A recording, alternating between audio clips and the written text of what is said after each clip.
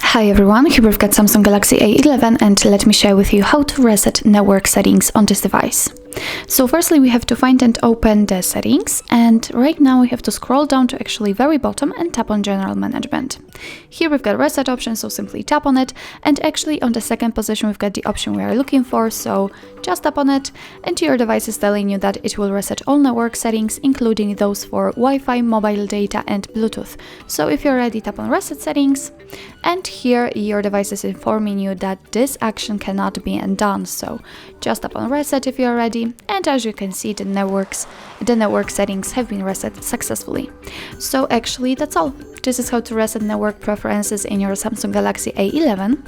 Thank you so much for watching. I hope that this video was helpful, and if it was, please hit the subscribe button and leave the thumbs up.